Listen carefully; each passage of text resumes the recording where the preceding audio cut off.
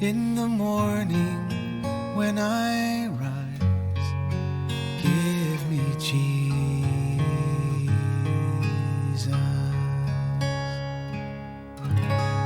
Good morning. Well, yesterday we saw how God said to Paul, I'll be with you. You can preach boldly because you're not alone. In fact, don't even try to do it in your own strength. No, let me preach the gospel through you.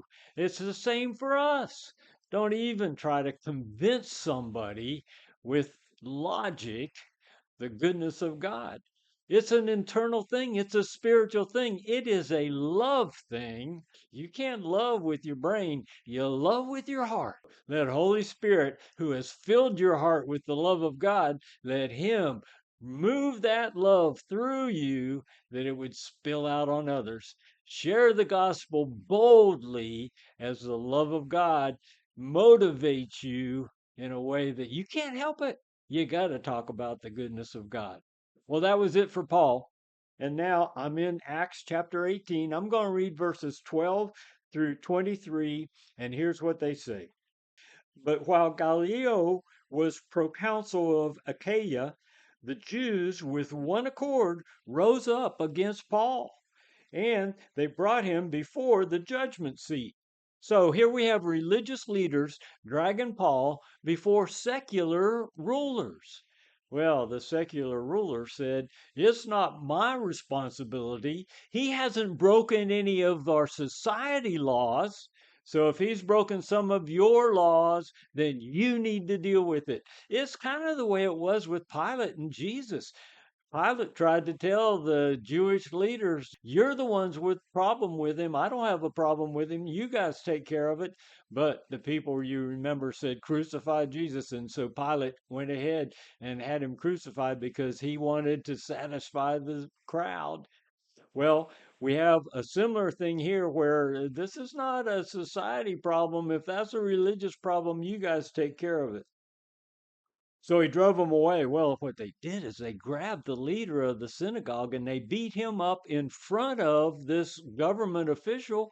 And the government official didn't pay any attention at all because he wasn't concerned about the religious problems. Then, verse 18, Paul, having remained many days longer, took leave of the brethren and put out to sea for Syria. And with him were Priscilla and Aquila.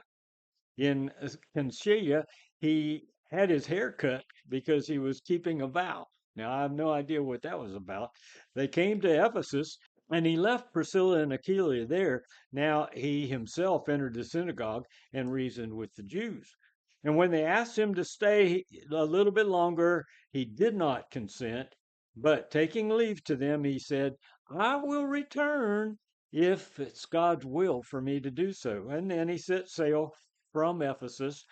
And when he had landed on Caesarea, he went up and greeted the church, and he went down to Antioch. So he's moving around to the places where he has started churches, and having spent some time there, he left and passed successively through the Galatian region, the places where he had been starting churches, and through Phrygia, strengthening all the disciples.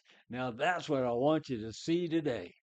Paul traveled around to places where he'd already established churches. These folks were believers, but all of us need to be strengthened in the Lord from time to time. And so Paul, being the spiritual father that he was, revisited the churches where he had been to encourage those people that stay strong in the Lord. Well, God bless you who walks experiencing God's love with a strength that has you proclaiming the gospel, the goodness of God, the rich, abundant life that you have eternally already started. I look forward to being with you again tomorrow. I'll see you then. Give me Jesus. Give me Jesus.